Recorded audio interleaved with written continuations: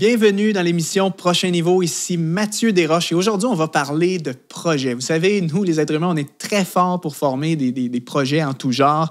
Je vais démarrer mon entreprise l'année prochaine, je quitte mon emploi dans 6 mois, on se marie dans 3 mois, on va avoir un enfant l'année prochaine, je vais faire tel choix de carrière, je cesse de m'impliquer dans tel domaine, je prends ma retraite dans 3 ans et je vais enfin me reposer, je prends 3 mois de vacances. Bref, on est très fort pour faire des plans et bien souvent, on planifie notre futur en quelque sorte comme si on était les seuls maîtres à bord, comme si c'est nous qui avions le dernier mot et qui étions pleinement en contrôle de notre destinée. Mais on oublie parfois en fait qu'en tant que chrétien, lorsqu'on marche avec le Seigneur, c'est toujours Dieu qui a le dernier mot sur nos projets, sur notre destinée. Et je vous ramène à un verset, peut-être que vous connaissez, Proverbes chapitre 16, verset 1, qui dit « L'homme forme des projets, mais celui qui a le dernier mot, c'est l'Éternel. » Et dans une autre version de la Bible, la version second 21, il est écrit « Les projets que forme le cœur dépendent de l'homme, mais la réponse que donne la bouche vient de l'Éternel. » Si tu es un chrétien sincère qui cherche à vivre pour Dieu,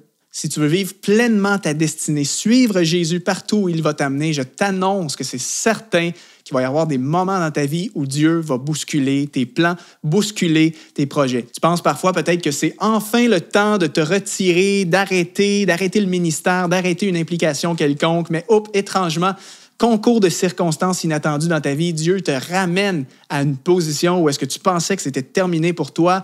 Tu pensais te rendre à travers un chemin plus direct dans une certaine position, dans un rôle auquel tu aspirais depuis longtemps, mais Dieu a un détour inattendu pour toi qui prolonge le processus. Parfois, tu te dis, je vais faire ceci, mais étrangement, Dieu te dit, c'est ça que je veux que tu fasses, c'est la direction opposée. Et cette réalité va t'arriver si tu marches avec Dieu. C'est certain, tu l'as peut-être déjà vécu. Moi, je l'ai vécu. Je vous partagerai quelques témoignages plus tard dans la vidéo.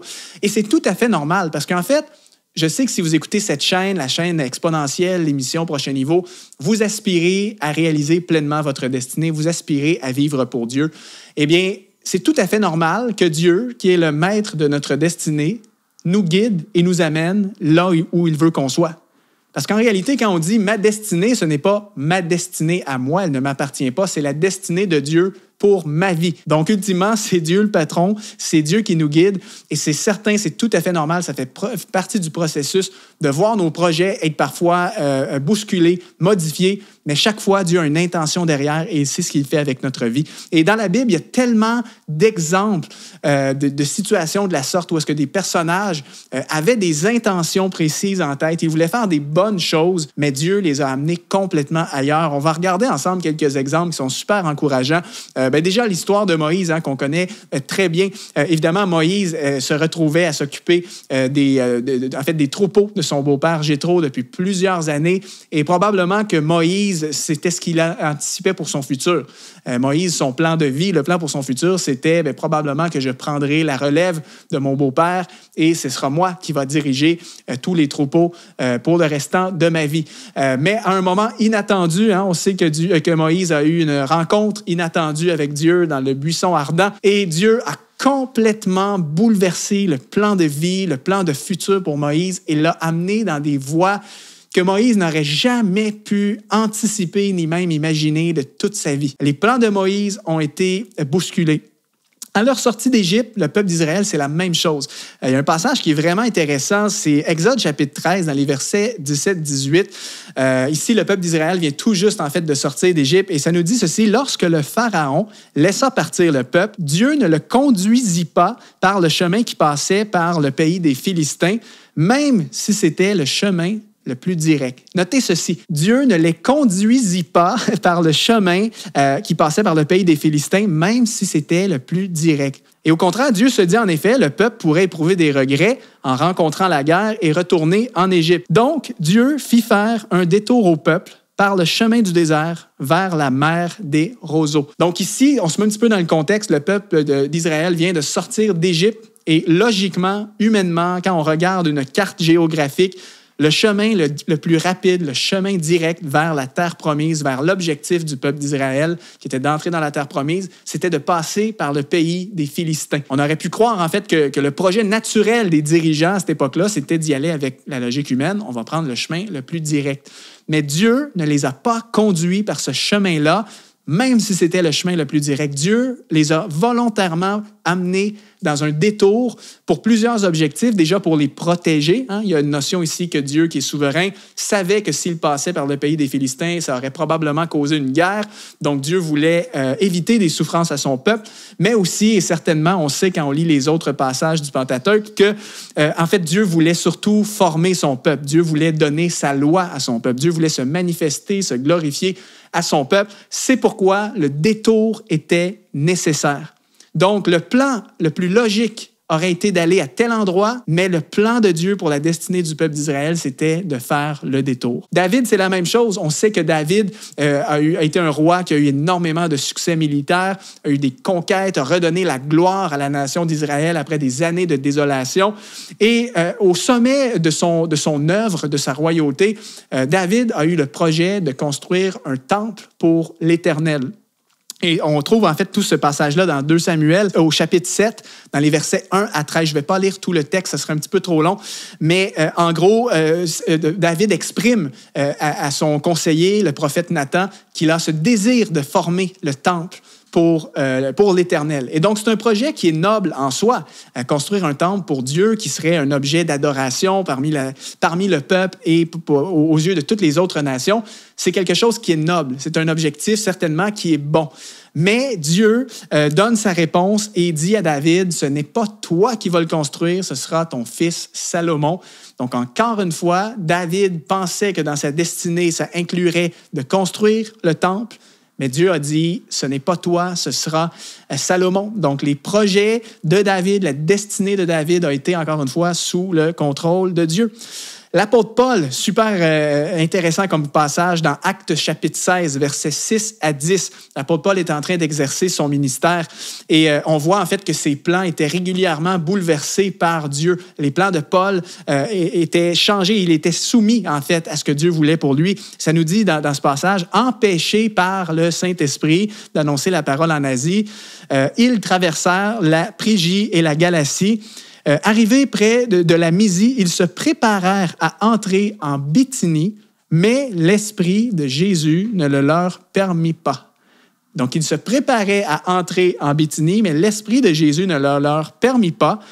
Ils traversèrent alors la Mysie et descendirent à Troas. Pendant la nuit, Paul eut une vision. Un Macédonien lui apparut et le supplia, « Passe en Macédoine, secours-nous. » Et suite à cette vision de Paul, nous avons aussitôt cherché à nous rendre en Macédoine, concluant que le Seigneur nous appelait à y annoncer la bonne nouvelle. Encore une fois, très bon passage ici. L'apôtre Paul, avec ses partenaires de ministère, ont un projet. Ils se disent, on va aller en Asie.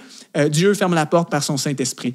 Ils se disent ensuite, on va aller en Bithynie, mais l'Esprit de Jésus les a formellement empêchés.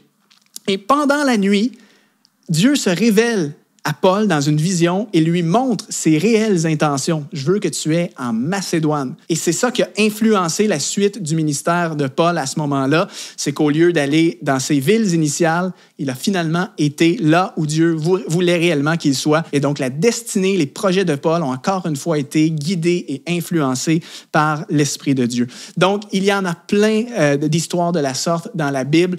Et ce qu'il faut retenir, c'est que c'est bien de former des projets, mais n'oublions jamais que Dieu est souverain.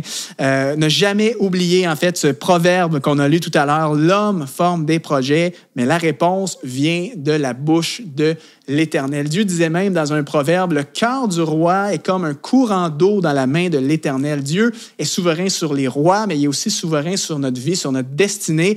Et c'est pourquoi il est toujours plus sage, tu sais, quand on planifie des choses, quand on parle de projets, il est toujours plus sage d'appliquer le fameux conseil que Jacques donne dans le livre de Jacques, chapitre 4, versets 13 et 15, de dire « Si Dieu le veut, nous ferons ceci. » Jacques dit « À vous maintenant qui dites aujourd'hui ou demain, nous irons dans telle ville et nous y passerons une année, nous y ferons des affaires et nous gagnerons de l'argent.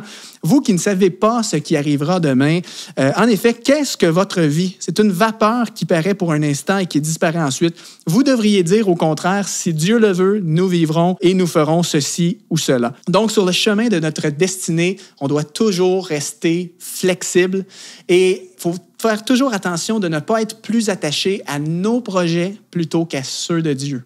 Imaginons que l'apôtre Paul résiste au Saint-Esprit et décide d'aller en Bithynie ou en Asie alors que le Saint-Esprit les avait empêchés et que le Saint-Esprit voulait qu'ils aient en Macédoine. Qui sait ce qui serait arrivé? On ne peut que faire des suppositions, mais qui sait ce qui aurait arrivé?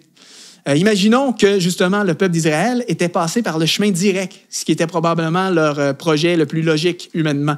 Probablement qu'il y aurait eu une guerre et il y aurait eu probablement une catastrophe également au milieu de la nation d'Israël. Donc, Dieu sait toujours mieux que nous-mêmes ce qu'il faut. Dieu connaît les meilleurs projets pour nous et il est le maître de notre destinée. Et je ne peux pas compter le nombre de fois que c'est arrivé depuis le début de ma vie chrétienne où est-ce que moi, j'avais mes projets de destinée, où je pensais que ma destinée était ceci, alors que Dieu m'a complètement surpris dans des moments inattendus. Je vous partage juste quelques extraits de témoignages pour vous encourager à rester flexible au projet et à la volonté de Dieu. En 2015, je terminais tout juste mes études dans le domaine de la comptabilité, donc j'avais un diplôme universitaire en poche, j'avais une belle carrière prometteuse devant moi, je m'étais fait offrir un emploi avec un poste de gestionnaire de haut niveau. Pour mon âge, c'était vraiment une opportunité unique que la plupart des jeunes de mon âge n'avaient pas. Donc j'avais un beau salaire qui m'était promis, du prestige et un emploi qui était aussi passionnant. Et moi, je pensais que mon plan de carrière, que la volonté de Dieu pour moi, c'était d'être un gestionnaire à succès, de faire carrière, d'avoir beaucoup d'argent, tout ça. Mais dans un concours de circonstances, dans cette même période, le mois où est-ce que j'ai terminé mes études, on me propose de rejoindre une équipe dans une église pour être dans le ministère à plein temps en tant qu'administrateur, pasteur assistant, responsable des finances dans un département de jeunes adultes dans mon église locale. Et donc, pour moi, ça a été un gros dilemme à ce moment-là parce qu'évidemment, ça exigeait de renoncer à une position très intéressante, à un revenu intéressant et à sacrifier beaucoup de choses pour aller dans le ministère. Et finalement, après plusieurs semaines de lutte et de questionnement, je me souviens qu'à ce moment-là, j'ai obéi à Dieu et j'ai décidé de renoncer à ma carrière de comptable et toutes ces choses pour me lancer à plein temps dans ce rôle dans une église locale. Et avec le recul, je me dis que ça a été un moment décisif de ma destinée parce que si j'avais accepté cette carrière, je sais avec le recul que je n'aurais jamais eu le temps de développer mon ministère tel que je le fais aujourd'hui en parallèle. De plus, si j'avais été seulement un gestionnaire dans une entreprise quelconque, je n'aurais jamais pu me développer au niveau de l'enseignement biblique, la prédication. En travaillant dans une église, j'avais un horaire qui était 100% flexible. J'avais de la liberté pour développer mes projets d'entreprise en parallèle et j'avais aussi des opportunités d'enseigner la Bible, de communiquer. Donc, c'est grâce à cette période-là de ma vie, qui a été environ 4 ans de ma vie, que j'ai pu en fait me rendre à ce que je fais aujourd'hui. Ça a été un moment décisif de ma destinée. En 2019, ça faisait maintenant plusieurs années que j'étais dans le ministère, dans ce rôle. Et je pensais, et mon entreprise en fait avait pris beaucoup d'ampleur en parallèle. Et je m'étais dit en janvier 2019, écoute, 2019, c'est l'année où est-ce que je me lance à plein temps dans mon entreprise. J'ai fait mon temps dans ce ministère de jeunes adultes. Maintenant, c'est le temps pour moi de voler de mes propres ailes. Et j'avais annoncé même mon départ. Je pensais quitter. Et encore une fois, dans un concours de circonstances inattendues, il y a des choses qui se sont produites. Le pasteur qui était en place à ce moment-là dans l'Église a quitté, en fait, parce que Dieu l'appelait ailleurs. Et puis, la personne qui devait le remplacer n'a finalement pas pu accepter le poste. Résultat, on m'a dit, Mathieu, on ne veut pas que tu quittes, on veut que tu sois le pasteur responsable des jeunes adultes. Et pour moi, ça a été probablement un des plus grands dilemmes de ma vie parce que, encore une fois, j'étais convaincu que c'était le temps pour moi de me lancer dans mon entreprise. Et on me proposait un rôle de pasteur auprès des jeunes adultes et ça a été un gros dilemme, mais encore une fois, après réflexion, après jeûne, j'ai décidé d'obéir à Dieu, de répondre à l'appel et avec le recul, ça a été la plus belle saison de ma vie, littéralement. Ce n'est pas une direction que j'aurais prise naturellement. Ce n'aurait pas été dans mon plan de carrière d'être pasteur dans une église.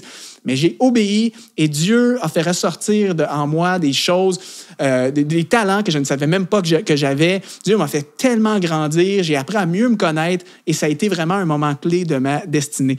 Et il y a plein d'autres choses comme ça. Quand la pandémie est arrivée, j'ai vraiment ressenti que c'était le temps maintenant de lancer mon entreprise et il y a eu une faveur. Bref, j'ai l'impression qu'à chaque fois que moi je forme des plans, Dieu m'arrive avec des choses différentes et ça a été vraiment, je pourrais vous partager encore plein d'autres témoignages de la sorte, mais lorsqu'on est une personne de destinée, qu'on est sensible à l'Esprit de Dieu, ça va arriver. Et sur une note encourageante, ben moi, avec mon expérience, je sais que chaque fois qu'on obéit à Dieu, on ne le regrette jamais. Quand Dieu t'arrive parfois avec vraiment peut-être quelque chose que tu n'avais pas anticipé, tu ne l'avais pas vu dans le radar. Toi, tu pensais que tu étais dans le ministère depuis des années, tu pensais que c'était fini pour toi, tu as tout donné et ça s'est mal terminé, tu étais amer, tu en avais fini avec le ministère, tu pensais que c'était fait.